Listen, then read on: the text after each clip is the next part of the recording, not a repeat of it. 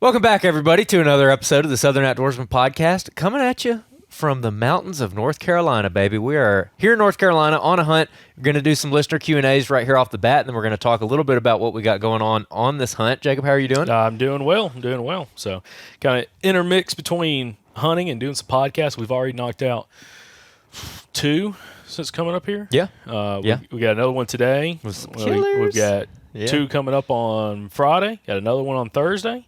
It's gonna be wild. So it's been a productive week for sure. And yeah, we're gonna talk about. So far, we spent one day in the woods, and I just about killed Jacob yesterday. So we're gonna talk about that. But first, well, like I said, we're gonna hit some Q&As, and I went out and picked some Q&As that are pretty relevant to actually what we're doing right now, hunting up here, that are early season. So we're gonna go ahead and kick it off with the first one. This is from Dustin Ingram from Georgia.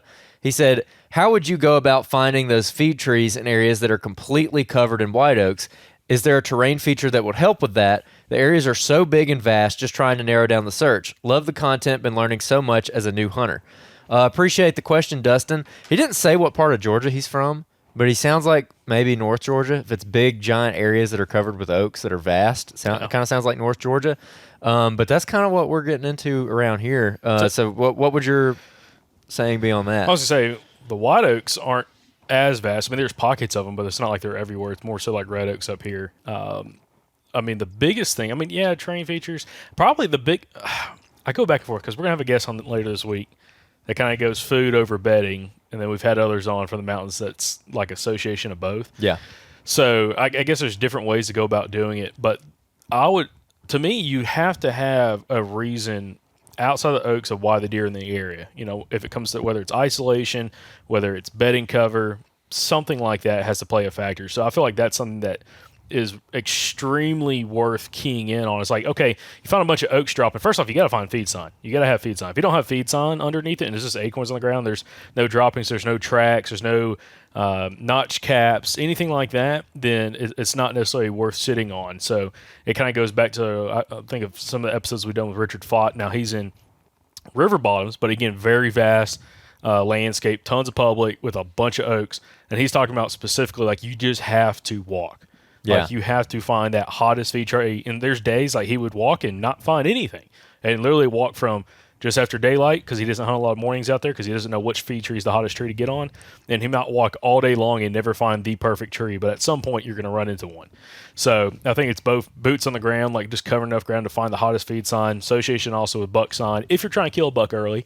And then also what is the best cover in that area specifically that the deer are going to be bedding in or around, which on a side note, up here in North Carolina, we found big beds in the wide open on a steep face of like some of these mountains, and then we found them in maple thickets. Yeah. Like everything in between. From like wide open, there is no cover around. They're just browsing in total sight advantage to, being in some, not crazy thick, but thick where you can't physically see the deer 20 yards from you in these maple thickets. So, and there's kind of white oaks sprinkled all around. That's where we ended up finding some of the best sign we've seen on this trip. Yeah, no doubt. Yeah, I agree with pretty much everything you said. The only thing I would say on the terrain aspect is if the areas, if you're in some more mountainous or just more aggressive terrain, more steep country, I think that you could look at some terrain features with and have a little bit of luck, like specifically targeting those really steep slopes or where that steep slope kind of peters out and gives way to like a shelf or a flat or a bench or something like that. And kind of focusing on, we talk about focusing on habitat edges, but you could also focus on topo edges as well. Again, where a really steep face kind of like turns and becomes less steep, or where a ridge point comes off of a ridge and there's a flat on top of it and both sides are really, really steep on the edges, which is kind of what we've been seeing here as far as where the deer are hanging out at. So you can use it, but like Jacob said, I think it has to be in relation to some kind of cover. You just got to walk it. That's pretty much it. You just got to go out there and walk it. I will say this, though. If you just don't know where to start, going to look at certain terrain features is actually a really good starting point. Like if you're just looking at this vast area and you're like, it's all oaks, I don't know what to do. Well, I mean, it might help to go pick out, a ridge top or something just to go walk and give yourself that point.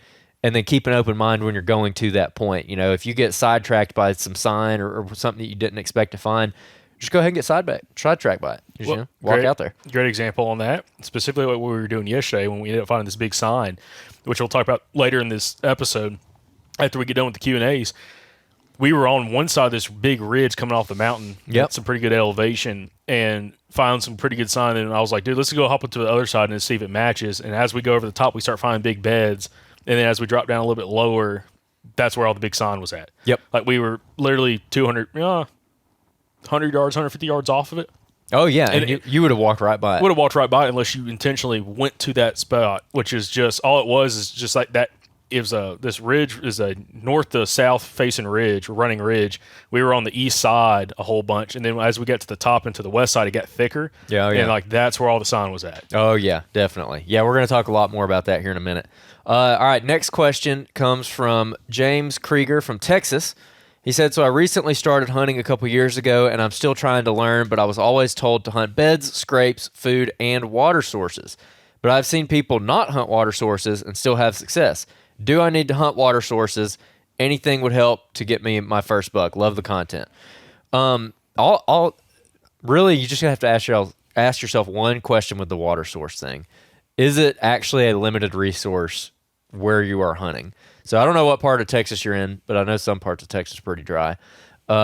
If there's not water over every ridgetop, then maybe hunt water sources. But if you're hunting more like East Texas, or really most places in the deep South where there's kind of water everywhere, it's like most of these little brooks and creeks have water in them, then I wouldn't really focus on it because it's not a limited enough resource to really dictate deer movement. They kind of have it wherever they go. Yeah, there was a time last year, it was dry in Alabama, the opening week of season. And I was hunting with Shane, buddy Shane Parker and Michael Pike, and I ended up finding a water hole pretty high up on a ridge, and there was no water real close by unless you drop down some significant elevation. Yep. And there was tracks coming to it, like all over the place. I told Shane, like, dude, we need to put a camera on. I actually hunted around there and ended up seeing some does and stuff, but no bucks. And he actually put a camera on it, and come to find out, like, there was deer using it, but it's majority just pigs. Like the deer just didn't care. Like the deer were, I guess, probably dropping down to lower elevation to grab some more water. So, again, it's very rare in certain circumstances, at least in the deep South, that water is such a limited factor. I think you could have success over it, unless you're on a property where there just is not much water. Period. Even during dry years. I mean, even during like wet years, outside like puddles, like there's not a lot of creeks, streams, ditches that can hold water. Then yeah, that can be a factor. But majority of the stuff that we've hunted in the South, every other ridge you drop down and you get down to a little drainage and there's going to be some kind of water right there. So it's not as big of an issue. Yeah, definitely. So going back to it, if he's trying to kill his first buck, going back to feed trees. Yeah. Especially if you're hunting East Texas, it's not pine country on some of that public land, or if you got some property you got access to, oaks would be fantastic for over there. And then also specifically, I'm trying to think of some of the guests we've had on from over there. But looking for some of those community scrapes in and around, again, really good cover where you have a bunch of different habitat edges all coming together, looking for big community scrapes might be something that you could have some success on early season. And then as the season kind of progresses, kind of focus in there, like pay attention to where you're seeing the does, and then also paying attention to where you're seeing does, very common. Also, just understanding come the rut, those bucks are going to be in there chasing those does, checking those does, and make sure you set up accordingly for that. Yeah, definitely. And in Alabama, I mean, we've had bad enough droughts where you could kind of target water like a couple times in the last 15 years, I would say. Well, you've done it one time. You shot a doe. Yeah, I killed my first public land. No, was it my first public land deer? I killed my first archery deer ever. The first deer I ever shot with a bow was on a creek on a watering hole when there was a really, really bad drought that year. Like so bad that even the creeks that always run with water dried up. And it just left like these little pools in the bends of the creeks where it was a little bit deeper, and it was like hunting a water hole in Africa or something. I mean, the tracks going down into it were insane, and that's what I hunted and shot my very first archery deer on. But that's like the only time ever I've been able to like actually hunt over water and kill something. Yeah, I've never seen it that dry where it was a factor down, specifically in Alabama. But yeah, I think that maybe was when you were in Arkansas. Yeah, I think you were living in Arkansas at the time. Yep. All right. This one is from Drew Derenberger from Missouri. He said, at what point / miles per hour does high winds take over thermals when making a decision of where to hunt? That's a little tricky one. We dealt with it yesterday. Yeah, we sure did. I would say if you start getting over like 5 miles an hour, then the wind's going to take over the thermals, especially once you get up to like 10 miles an hour. You kind of, I'm not going to say completely throw the thermals out the window because they still are going to have an impact, but that wind direction is going to be dominant. If you're hunting like the day before a front hits or the day after a front hits and the wind's still kind of up in velocity, thermals are kind of out of the window because more than likely it's not going to die down, especially in the evenings or right at dusk.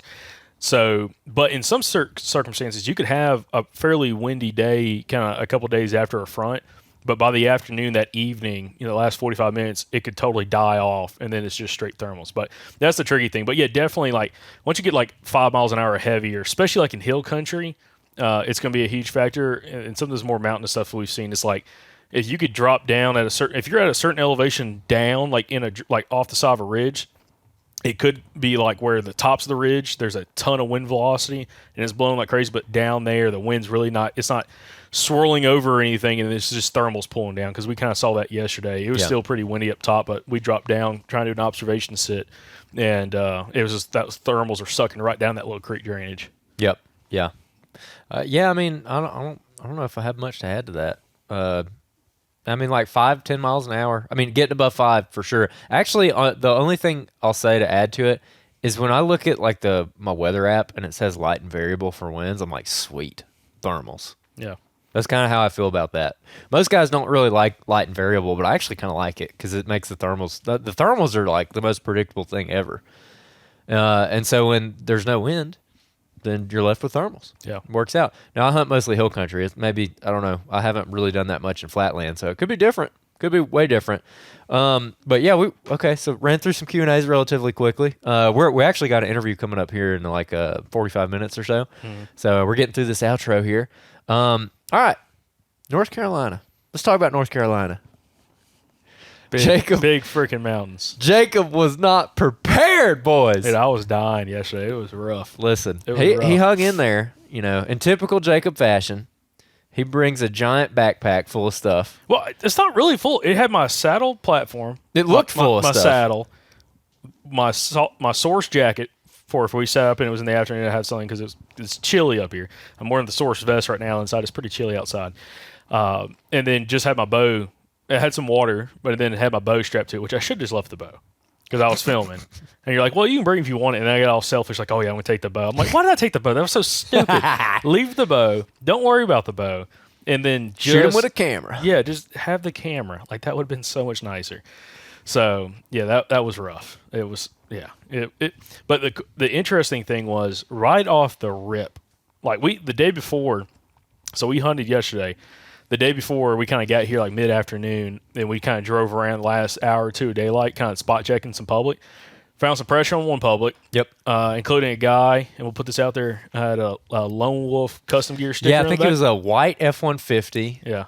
Or no, it might have been a Silverado. No, it was an F-150. It was an F-150? Yeah. White F-150. Lone Wolf custom gear sticker. Pretty new, pretty clean-looking truck. Lone Wolf custom gear sticker on it. I was like, who's this cat? Yeah, absolutely. So, who's this guy? Anyway, but yeah, we drove up through there, and there was a few people. And so we drove through checking out this public, and the one spot I really wanted to check on this public, which it was like the mountain kind of came off onto like some private like hayfields or something at a pretty good elevation. I'm like, man, it looks so good. And it showed on Onyx on the mass-producing tree layer that there was like white oaks, like up there right next to that field on the public. Yep. And I'm like, oh, dude, that'd be such a great spot because deer could drop off. They could kind of feed on those white oaks. Does could probably come out and browse around, the edge of the hayfield and all that kind of stuff. And second it was right on the property line. Like you had to walk down the property line to kind of get up to it.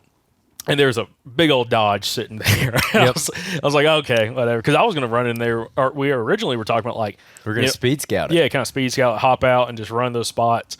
And there was a guy parked right there. And I'm like, oh, well, it's a really obvious spot. So yeah, and then we tried to go to the spot I was interested in, and that's where old Lone Wolf boy was at. Yep. And they pulled up. There was another truck a little bit higher up, parked in a spot that probably could guess where he had gone into, but it's always kind of iffy, like in the mountains. Like you can kind of, the thing about I guess mountains is you can kind of, if you see someone parked there, you can kind of look at the maps and be like, he's probably not going way down that ravine and go up the other side. He may be. Yeah. More than It likely, could he's be. going up the ridge to our, to the other side and kind of get up there where there's more oaks that's shown on X. So, but the interesting, we kind of drove to that public, and we're driving and kind of come around these switchbacks, and we were like right on the edge of the public, and we had our windows rolled down, kind of like just looking at tracks and trails because there's like trails everywhere, like crossing these roads. It's insane. And I'm like looking out the window. I'm in the passenger seat, looking out the window, and all of a sudden, Andrew, you were like, "Please tell me you saw that." And I'm like, "What are you talking about?" And I'm like, and you're like, "Dude, there's a girl, and she was on the side of the road, like hunched over with a hoodie over her head, like 5 feet from the truck." And I'm like, I was just looking right there. I never even saw her. She could have spit on us. Yeah. Well, she was on top of one of those little. All right, so we're slow rolling through here, and what we're doing is we're just finding these trails that are bombing off, crossing the road. And Jacob, you were looking at the bank, like, because it's a real steep bank on the side of the road, and you were looking at those trails. She was on top of it, and I look up there, and we have our windows rolled down, and it's like a really tight little mountain road. I mean, she's like right there. She could hear us talking. She could jump in the truck. She could have jumped in the truck. And I like look over and I see this girl, and she's wearing like a camo hoodie from like Walmart or something. And she's literally crouched down, and she has the hood like pulled over her head like this. And she's like crouched down like that as we like slow roll by, like trying to hide. And I was like, well, that was weird. And then we go around the bend, and I was like, please tell me, because I didn't want to say it when she was right there, because I was so caught off guard by it. And we go down a little bit, and I look in the rear view, and she stands up, and she's like looking at us driving by. And then we get a little bit further down to that property line, and there's a minivan right there, so I'm assuming it was hers. But I think she was scouting, and it's kind of weird, but I'm not gonna lie, I've done similar things. I think she was scouting, and she just didn't want us to like see her there, and she didn't have there wasn't a big tree to get behind, so she literally just crouched down and like pulled her hood over her head and didn't move. And hey, it worked on you. Dude, I was hoping so much that like when we came around the corner there wasn't gonna be a vehicle there. I'm like, dude, you're seeing things. Like I did not. There's nobody here. What are you talking about? And unfortunately, there was. It's a ghost. Yeah, I'm like, you were seeing stuff, dude. Like I was looking right there and did not see her. So anyway, yeah, that was pretty weird. So again, we're hunting. And she was a girl because I've noticed up here there's a handful of dudes with some long hair up here. Listen, Skinny suckers too. Yeah, it's a different demographic around here. Was it a dude? Are you sure it was a girl? I'm pretty sure it was a girl. Because it the is- first thing that it popped is in my tw- mind, I it thought it was like a little girl. That's why it kind of creeped me out at first. But it is 2024, so you never really know. Yeah, that's true. That's very, very true, my man. The good thing about Western North Carolina is that there is so much public land around here. It's kind of ridiculous. So that parcel had a decent bit of pressure, so we bounced to a different piece, and there's nobody. Nobody. We drove around it. Nobody. And it was like way more aggressive. It was even more aggressive terrain. Just big. I mean, it's just all big mountains, but it's like just real big mountains. And we drove around checking some parking spots and just driving the roads, and did not see anybody, which was kind of surprising. Yeah. Because looking on the map, it looks awesome. Except you got to like eat a mountain. Well, yeah. Define get up there. awesome. To get to most of the spots, I mean, you straight up. I mean, as soon as you park, you're walking uphill Those the big whole terrain way. features, big secondary ridge points coming off the mountain, and then you've got like on again that mass producing oak layer. There's a bunch of oaks, like white oaks and red oaks, kind of up in elevation. So I was like, man, it looks good, but I'm like, no matter where we're coming in from, like you're just eating some elevation. I mean, literally, you park the truck. And it's straight up. It's like just straight up. Like you're just looking up to the top. I'm like, I can't see the top of the trees. Like when I'm looking at the side slope, I can't even see the top of the ridge. And yeah, anyway. But we drove around there and cut some really good trails on one section of that public, coming off, kind of dropping down to the road, which kind of gets excited. I mean, just a ton of trails. I mean, it's crazy. It's like there are definitely pockets where there's like less deer, and there's pockets where there's a lot more deer in these mountains, and it was just like one of those pockets there's a ton of deer, it seems like, and just tracks and trails going everywhere. But that kind of gave us a lot more confidence going in and trying to go in, because the next day we had a full day to go scout / hunt. So we're like, okay, we're gonna go back up to that mountain unit and see how she does. Yeah, before we came up here, I had 3 areas that I was most interested in. And the first one is where all the trucks were. This is the second one. We never made it down to the third one because what we found yesterday is good enough. We're not going to go to that one. And this one in particular, one of the things that attracted me to it was the fact that on the map, when I was looking at the leaf off layer on Onyx, you could see that up on the mountain there's like something green, like rhododendron is what it ended up being. But I didn't know if it was rhododendron or some kind of coniferous trees or what, but I could see it on the leaf off imagery. I'm like, okay, so it's aggressive terrain. There's something up there that's like a little bit of habitat diversity. And then when you turn on the oak layer on X, there's quite a bit of oaks on this place. The other thing that I liked about it is these secondary ridge points. There's like really 3 of them, but 2 in particular that I was interested in that both go up on the mountain and they both kind of connect to the mountain at the same elevation line. Which I don't think should we say the elevation? I mean, I guess there's so many mountains around here. I don't know. Okay. I mean, 40-something hundred feet. Yeah, over 4,000 feet. They connect it at the same line, and this kind of goes back to one of those Q&A submissions earlier. Even though it's early season, that still interested me because I figured that these deer will probably be cutting the tops of those secondary ridges and running those down. I don't think that they're just going to bomb off the side of the mountain as much. They will, but I'm like, I wonder if they're bouncing from ridge to ridge to ridge. Because there's several of these ridges that come out in a row, and there's 2 in particular that I wanted to look at, and like we said, when you turn on that oak layer from Onyx, there's a lot of mixed red and white oak, but then there's little pockets of white oaks kind of all over the place, and so we wanted to go check some of those, and we start up from the parking lot, and pretty much immediately start finding deer sign. Yep. I mean, right there next to the parking lot, there's nice trails, really beds, nice trails, droppings, pretty good sized tracks. I'm like, okay. Yeah, so I mean, right off the rip. So you're telling me I can kill 100 yards from the truck? Yeah, pretty much. And then right there, the very first secondary ridge point in front of that parking lot, we start walking up the spine of that thing, and the amount of trails coming off that thing was impressive. I mean, the whole ground was just disturbed all over the place. Found some big tracks. Another thing, the dirt up on these mountains is a lot softer than I thought it was going to be. Some of it is. Some of it. This particular as ridge we learned point, later on. as we learned later on, this particular ridge point held tracks really well. Yeah. That dirt, there wasn't a lot of rocks, and I think it's so steep and it gets so windy up there that a lot of it's wind blown, so there's not a ton of leaf duft on the ground.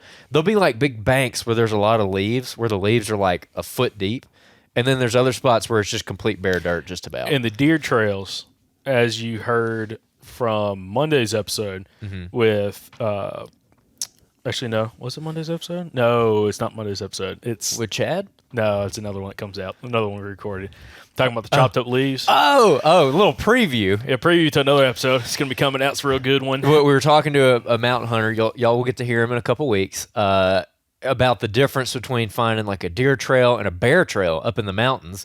And those bear trails will be tamped down, like smushed leaves, and those deer trails will be chopped up leaves, like house salad, baby, chopped up. And yeah, we found some of those coming down that ridge point. I mean, literally exactly what he was talking about, just chopped up. And like these trails are so big and impressive.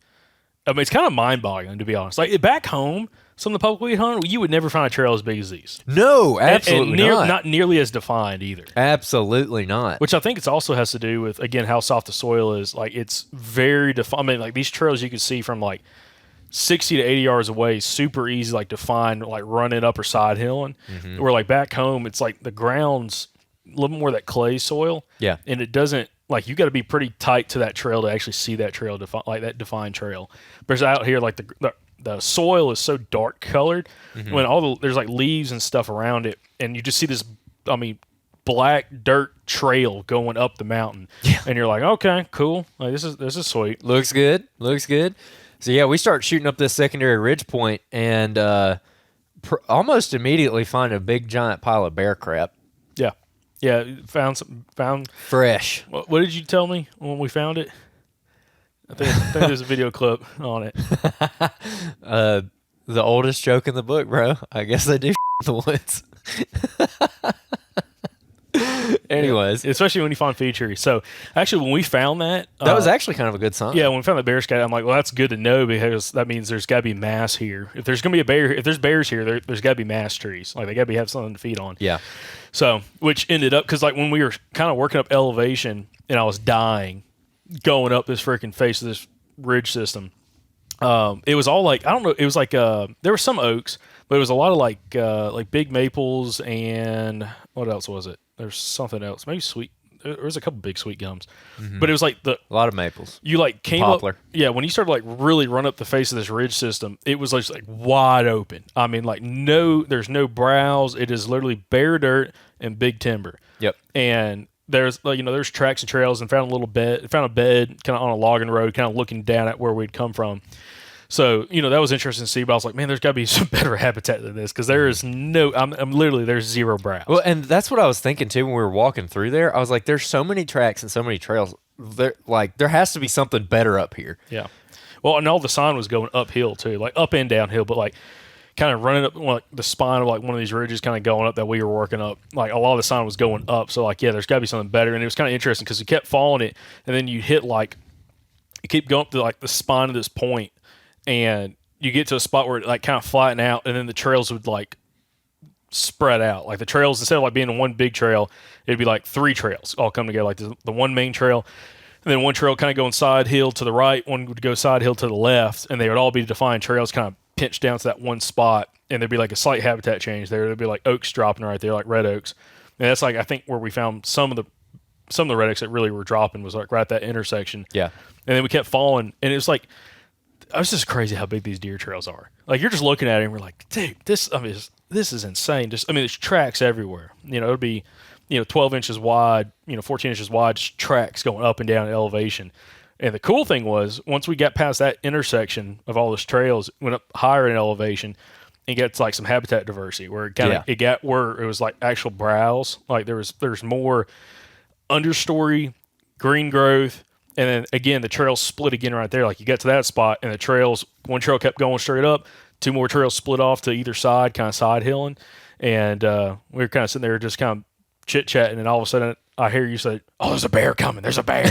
And I'm like, "What?" And I like looked over. You say it's coming right at us, right down that trail. That trail that split off to the left, it's coming right down. Yeah, we're standing at the trail intersection. I look to the left, and I just see like something black, and I like instantly, I'm like, "That's a bear!" Yeah. Like I knew it. I knew it was a bear. So, anyways, it's not bear season, unfortunately. It kind of sucks. That's a bummer. See, Georgia's pretty cool because Georgia, when they open archery season, you can also hunt bear in the bear zones, the north part of the state.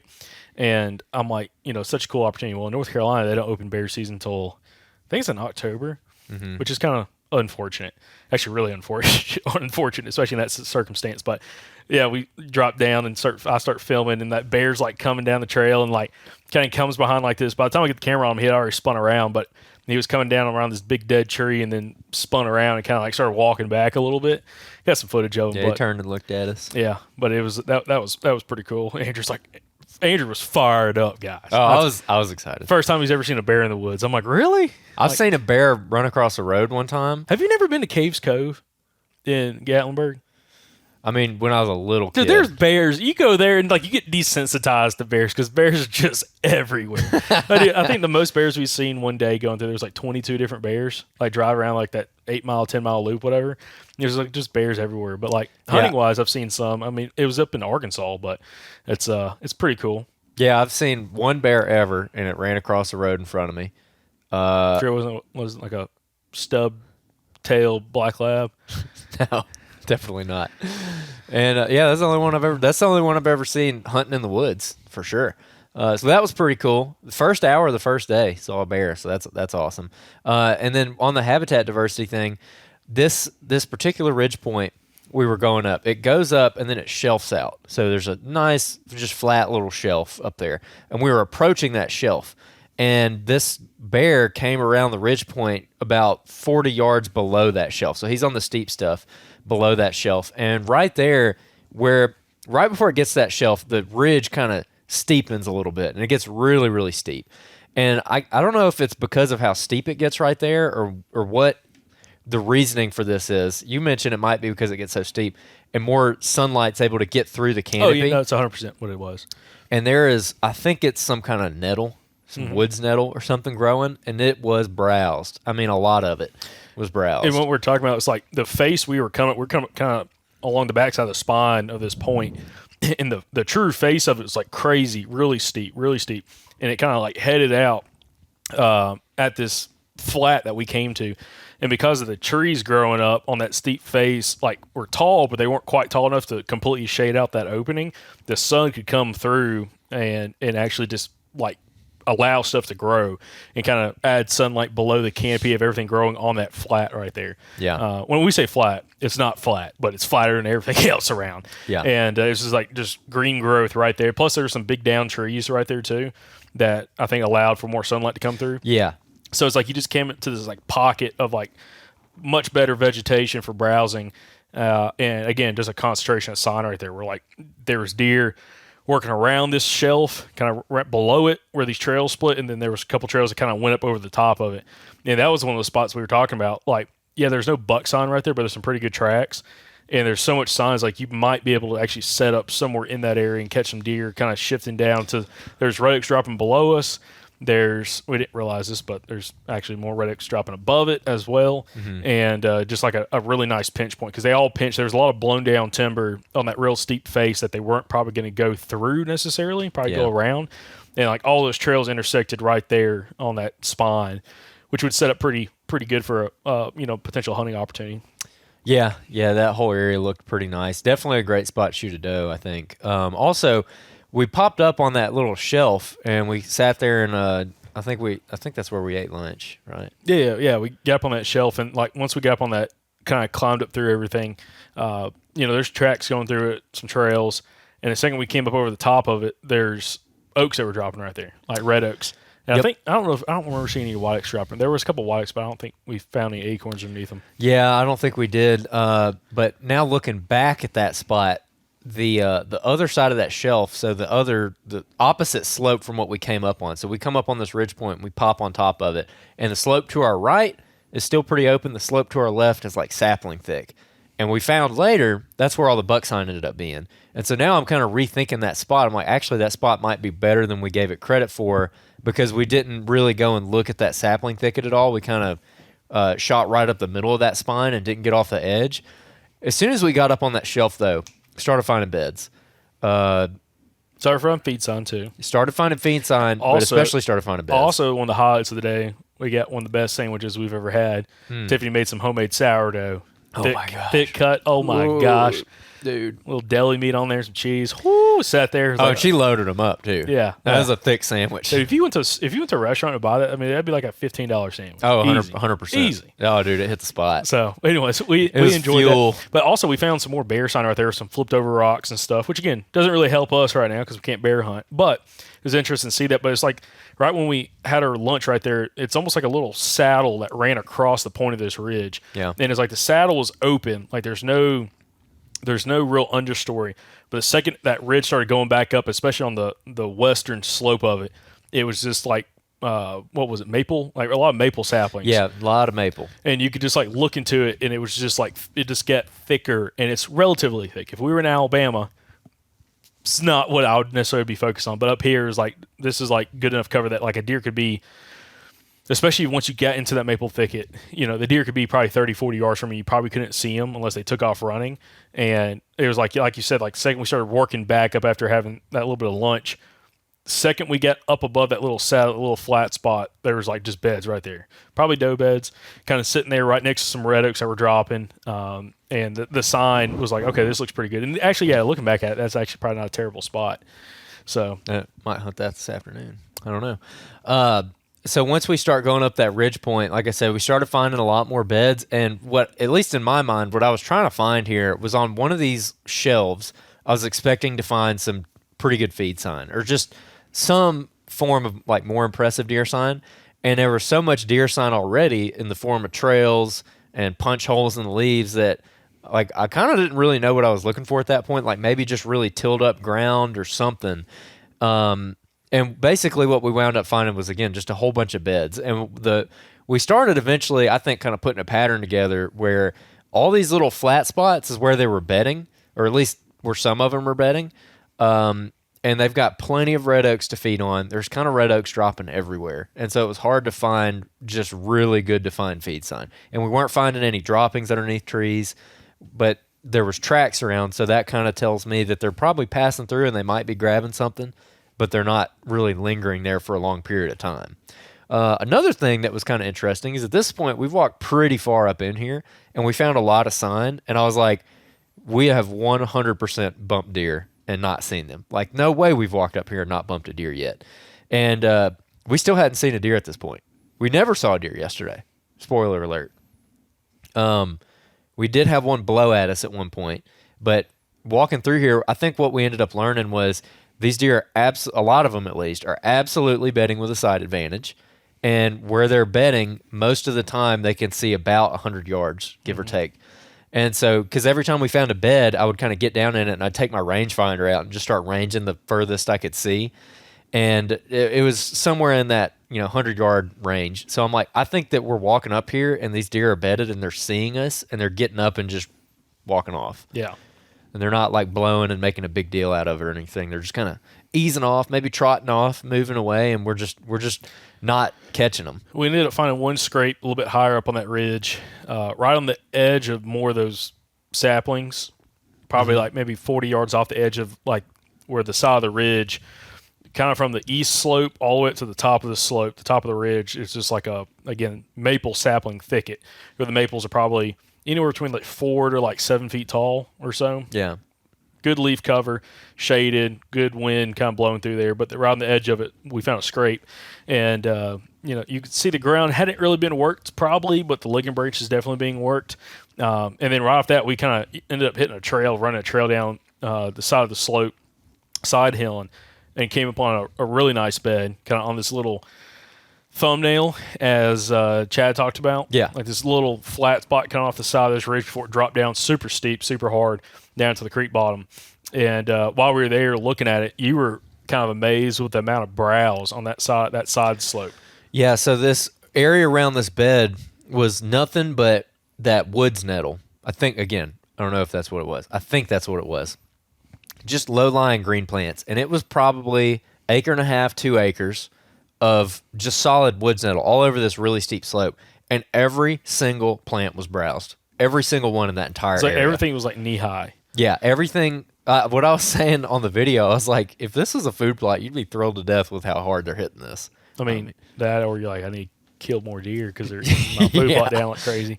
Right. But we were there, kind of did some filming, looking at it, and you can definitely tell that the deer, again, side advantage. It's not necessarily he's bedded in thick cover at all. Really, no thick cover. There's some sapling thicket was probably 10 yards behind him, kind of going up onto the crest of the ridge. But then we kind of looked down off that little thumbnail, as Chad called it, this little flat spot off the side of the slope. And I looked down, I'm like, dude, there's another big bed right there. Like, you can see it's just worn out. Oh, yeah. You can see it from 50 yards. Yeah, I ended up walking down to it and looking at it, and it was well used. Again, fresh hair in the bed. But once I got to the bed, you could look back up to where you were at, and you could see the 2 trails coming down to that bed from, like, the little side slope you were on. And then there was another trail that kind of went off the backside, kind of higher up the mountain. And I was like, okay, that's pretty cool. Interesting. But, again, straight up side advantage. Not like thick cover at all. Straight up laying there, visual advantage, and probably just bumping off if they see or smell something. I also want to add, too, that we started walking at maybe somewhere around 9 a.m., so we didn't get out super early or anything, and we were just using yesterday. It was kind of like we brought our stuff to get in a tree, but it was kind of like taking, you mentioned him earlier in the episode, that Richard Fott mindset where I'm walking and I'm searching, and I don't have to get in a tree. If we find something good enough, then great, then we will. But if I walk till dark and don't find anything worth setting up on, that's okay too. Because I would rather have 2 excellent hunts than 4 mediocre or bad hunts. You know, so that's kind of the way I'm looking at this trip in particular. So we keep walking, and so then we sat in that spot for quite a while, actually, sitting there looking at the map, talking about what we think they're doing, because this is when we started kind of putting that pattern together in our heads, and we're like, okay, so they're bedding with a side advantage. Coming up from the bottom is going to be really hard, especially for an afternoon hunt, because they're already going to be bedded there. And like I said, I think that you're bumping the crap out of them walking in and not realizing it. So we're like, okay, how would we hunt this? And we were talking about some different strategies, like coming in way before daylight and just hunting all day in there, because my thought was, if you walked in there at like, 1.5, 2 hours before daylight, and you get in there amongst them, like you might bump some deer, but if you're in there by the time it gets daylight, it's going to be a lot easier to maneuver around in there if you have to than if you have to come all the way in from the bottom, because you got to walk so far up such a steep face. You're going to bump so many deer, as opposed to if you get in there and then they all come in around you. If you got to get down and move 100 yards, that's way less impactful than having to move 3/4 of a mile, right? So that was kind of my thought is, maybe not sit in the same tree all day, but go in before daylight, pack a lunch, hunt till, whenever you feel like is good, and then maybe get down and reposition and get somewhere else for the rest of the day. So we're talking about that. And then we were going to bail out and go check another spot, because I was sitting there and I was going back and forth on whether we wanted to cross this absolutely hellacious ravine and go check out the other ridge point that I had originally mentioned. And we're looking at it and we're like, okay, yeah, let's do that. And before we did that, you're like, hey, let's just pop on top of this thing and look on the other side of this ridge point while we're at it. And so we start walking up there, and you pretty much immediately get into this maple thicket that we talked about. Within like 10, 15 yards of where we were sitting. And once we start pushing through it, like almost at the same time, we both turned around and we were like, this is way more bucky than what we've been walking through. Because you're like, having to move saplings out of the way. And we get up there and we're sitting there talking, and you were looking at the map, like wanting to go check out a contour ridge. And I look up through the brush and I'm like, hold on, let's go look at this. I think this is a bed. And we walk up there and it is just a Mac Daddy of a bed. Yeah. It was so big, you were like, look for hair, make sure it's not a bear bed. Yeah, when we first saw it, I thought it was a bear bed because of how big it was. I mean, it was 6.5, almost 7 feet in length, and just probably 3.5 feet wide. I was like, this got to be a bear bed, but like you found deer hair. And it's just like probably where a deer's gone in there, maybe a buck, and he's just kind of like shifting in that bed a little bit. Like he's not that long. He's just like sitting on one side of it, and then he maybe shifts a little bit with the sunlight or whatever. Yeah. But yeah, found that, started dropping down a little bit more in elevation off the backside of that slope. So you were filming that bed, and I look down and I see another bed, because we kind of started. It's like following a breadcrumb. Yep. So I look down and see another bed about the same size, and I walk down there to that one, and we're standing there looking at that, and then I think that's when there was a trail right beneath it that we walked down to, and we hit that trail and started following it left, going back out towards the flat spot on the ridge point, and then we came across the first rub.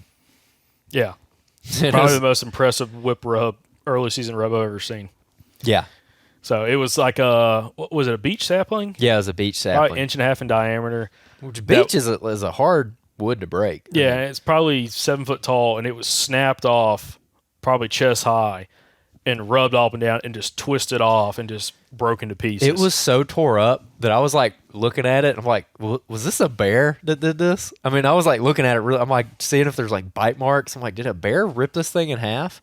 And we're sitting there and we're kind of freaking out because this is like a super impressive rub. We talk about whip rubs a lot of times. A lot of times they're small. This is not a small rub, and it's just so tore up. Which whip rubs, that early season rub, they just come out of velvet, and they're just like, they just twist up. A lot of bucks will just twist up like, kind of about as big around as your pinky, maybe as big around as your thumb, like saplings that are like 3 feet tall, and they'll just twist them up.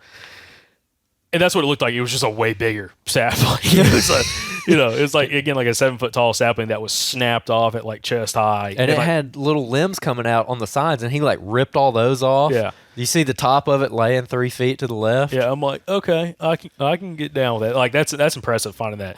Because typically, and this is something that we've had other guests talk about on the podcast, like when you find one of those that's like really twisted up like that, it takes like tine length to get it all tangled in those tines to twist it up like that. Like a short tine deer could do it, but a lot of times it's going to be a longer tine buck and be able to get his antlers in it and then actually twist it up and rip it off. And I mean, he had this thing broke.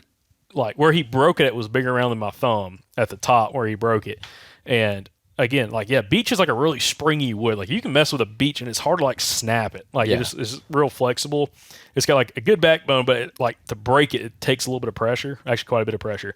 And he just had it snapped and had it rubbed all up and down. I'm like, oh, that's crazy. And then we're sitting there, and then you happen to like look down the ridge, and like, oh, there's another one. And I'm like, no freaking way. So we start walking down there, and as we're walking down there, the one I thought when you're like, oh, it's right here, I didn't see the one you looked at. I'm looking past it, and I see a bigger tree that's rubbed up, like a tree that's 4 or 5 inches diameter that's being rubbed. Bigger around than a baseball bat. And I'm like, oh, bat. That's good. And then I walk down to you, and you're like, oh, there's another one. And like, there's 2 more down here. And I'm like, and then I look over at the one, I realized the one you're showing me, you're pointing at, which is like a, I don't know, that was on a, what was that, Sparkleberry? I don't know what it was. It was some kind of big shrub that came up, and it was rubbed probably maybe 3 feet up, like 2.5 feet off the ground down, but it was like just a lot of damage to the tree and broken limbs.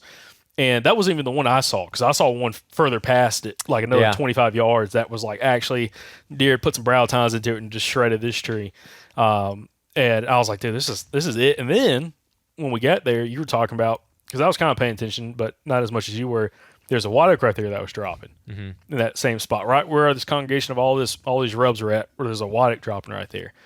And it was one of those things that you could tell, like the ground underneath it, and it's like thicker. Like where we're at, it's not like growing one of those open ridge systems. It's like those saplings are right behind you, and everything around you is all shrubby and like kind of like taller green growth that's like over your head high, but it's not as thick as the sapling thicket was, but it's not as open. Like you could get in there and you could see probably 30 yards, something like that, maybe 40 yards in spots, but it's like you had to work around everything.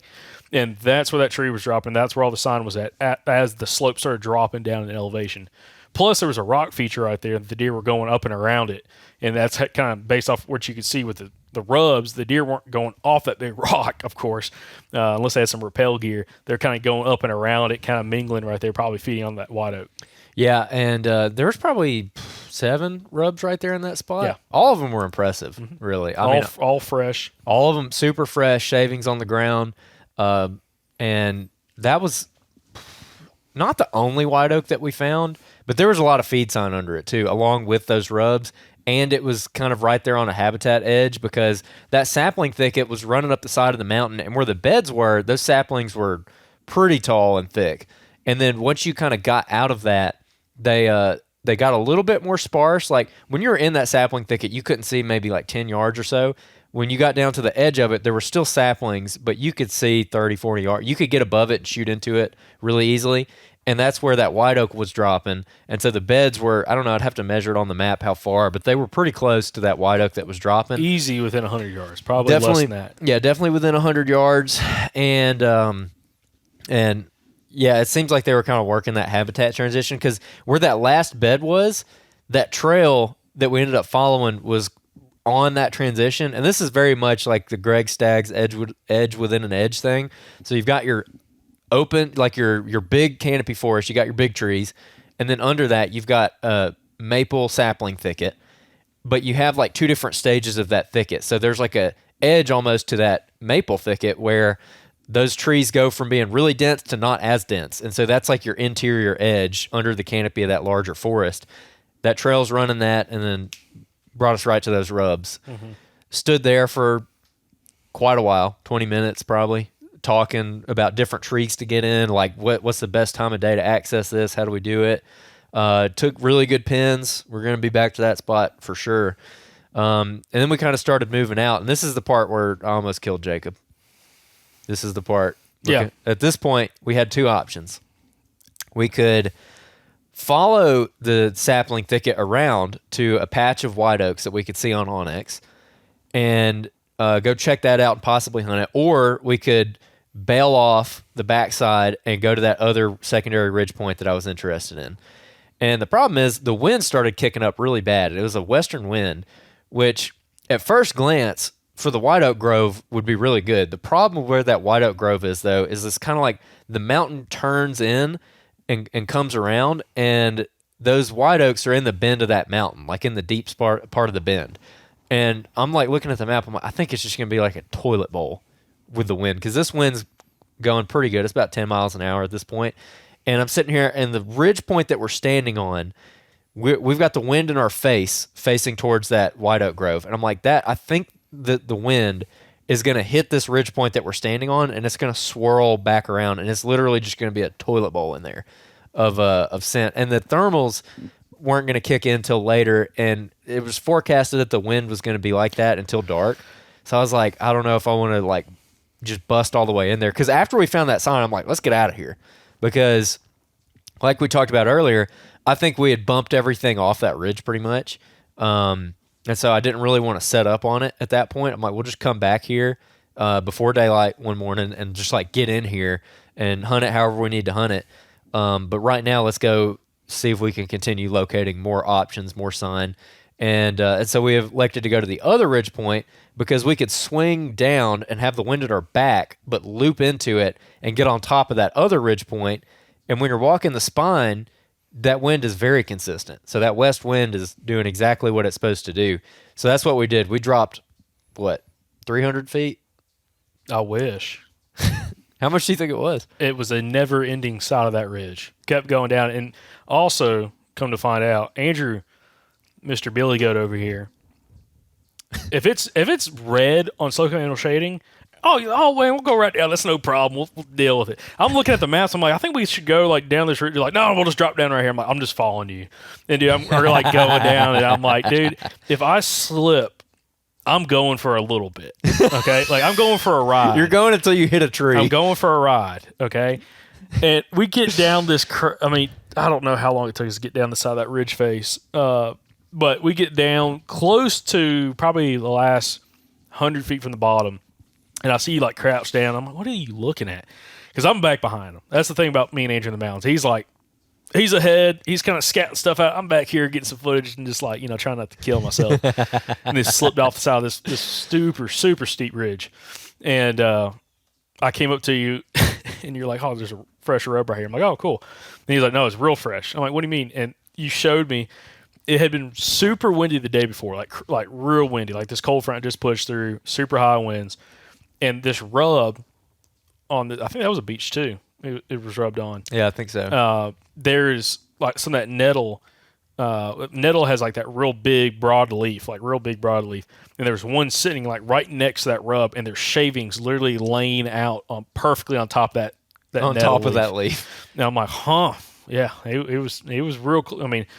Sometime either like that night before we got there, early morning, something like that, that deer dropped off the side of that ridge and made that rub. I was like, oh, that's good to see. It was a good-sized tree, too. It was rubbed on. So, and then I could see another one up the hill from where we had come from, specifically at kind of the area that we had found those really big beds on the really, really steep slope where all that nettle was browsed. It seemed like it was coming down from that, and there was a nice rub right there, too. So I'm like, okay, took a pin of it, took note. Then we cross the creek, start up this secondary ridge point. This ridge point is way different than the first one. It's like it brought me back to being in Arkansas. Super rocky soil up in the Ozark Mountains. Super rocky soil, shallow soil, where like previously the ridge right next to it was like really soft soil, held the track really well. I mean, kind of soft enough. It was kind of a pain to go up it. Versus like this rockier ridge we were going up. I mean, it was just like the vegetation was different. It's the first place I started seeing greenbrier like in abundance. There's greenbrier all on the side of this ridge system we were going up. Rhododendron. Some rhododendron. Not much. There's not a lot of rhododendron up here where we're at. No. Like, rhododendron or mountain laurel. I was kind of depressed a little bit. Actually, I'd rather have the mountain laurel than rhododendron. Rhododendron's terrible. It was made by Satan himself. Rhododendron was just a tangled mess of giant freaking limbs going everywhere. But yeah, we just ran up that ridge. I say ran up. Took us forever. On both these ridges, there's like the never-ending ridge. You just start going up and like you'd be like 30 minutes hiking up this ridge, and you're like, we're not at the top yet. Like we're not even there. Yeah. Like you get to a little shelf, and then you look at the maps, like, dude, we still got another 100-something feet to go to the next little spot, and then the next little spot, kind of keep going up. But it was crazy because with it being rocky soil, it was super hard to see. It was like loose rocks. It was like flagstone little rocks. So like you take a step, and it would like shift, and you're like, I'm about to bust my butt going up this thing. So you had to be kind of careful going up it. But like you couldn't see tracks very well. You couldn't see trails very well. Very limited sign, lack of sign. We found one scrape pretty high up in elevation on that ridge point, or on that ridge system. When we finally crested it and got to the top. I wasn't even at the top. We kept going up from there, son. When we got on the spine of the ridge. Not the tip top, but when we got on the spine. No, yeah. We got to the top, in quotations. And then you're like, oh, we're going to go to the next section. I was looking at it. I'm like looking up at it. Dude, I turn around, and Jacob looks like a cherry tomato coming through the woods. Dude, you like... Your face was... I'm like, Jacob might not make it. Yeah, dude, you'd look up like this ridge, and it's like I'm looking at the bottom of the root ball of these trees up above me. Like you're not. It's not like you're like looking up the hill. It's like you're looking up, like up here, like all the video people. I'm like you're looking straight up at it, and you're like, dude, it's only like 150 yards away, but it's straight up. I'm like, oh my gosh, yeah. So anyway, but it was just lackluster sign, like really nothing much. Like even like when we got pretty high up on it, like when you kind of get to the spot where you wanted to hunt, where you can see rhododendron on the maps. Yeah. And it was just like, yeah, they're not using it. But it's probably, we kind of talked about this because of it being early bow season, like literally a couple days after season open. They probably haven't been pressured enough to move over there. But I can imagine when there's more pressure, maybe like closer to gun season, those deer shift onto that ridge just because it's so weird to get to. There is some pretty good thick cover on it, but it's rocky. They have a good side advantage. And also, I think it's just louder for somebody to walk through it. Like there's sticks everywhere. You're cracking sticks.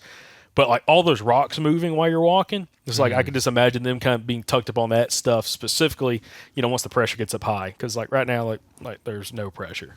Literally zero pressure. Other than us. Other than us banging through there. We walked the whole edge of that rhododendron thicket. So we got up to the edge of it. There were some trails coming out of it, but it was nothing that like really excited me at all, especially because I was not interested in shooting a doe right here. So we just started bombing down the hill following the edge of that rhododendron, and almost nothing. Yeah. Almost nothing. Compared to what we'd been seeing, it was very, very little sign. A couple good beds, but no sign associated with it. No rubs, no scrapes, nothing like that. So, basically to make a long story short, that side was unproductive, I would say. Productive scouting because now we can mark it off the map, and we're going to hyper-focus what we think these deer are doing. We're going to wrap up with this. What we think they're doing, and we'll find out on next Thursday's episode whether or not we were correct about this, is kind of like I originally said. I think that they're running from ridge point to ridge point. They are dropping down in elevation, but I think they're also side hilling a lot, and they're going from oak patch to oak patch, like just different areas on the side of this mountain. And I think that this ridge is going to hold them where we found those rubs because it's in close proximity to that water. That creek was running. That was the only water that we found. So I think that they are going to hang around that. So basically the plan is for the couple days that we get to hunt between recording podcasts up here, we're going to go all in on that ridge and just hunt it and catch them hopefully coming back through. Game plan is get in before daylight, stay all day. Yep. It's going to be really hard to get in there, I think, for an afternoon hunt cleanly. I don't even want to try it because I think we're going to bump deer. So if we go in there this afternoon, for instance, I think that we just go to that very first spot where we saw the bear and we hunt that and just see what we get into. But anyways, you got any thoughts before we wrap it up? No, just appreciate everybody writing the Q&As like we did earlier in this episode. We didn't mention it, but you can go, there's a link down in the show notes below on the video and then also on the audio version of the podcast where you can submit your question that we'll answer on these Thursday episodes. So appreciate everybody that's already been doing it, especially once, season's kind of starting to come in for a lot of states. If you have kind of any timely questions, please write those in.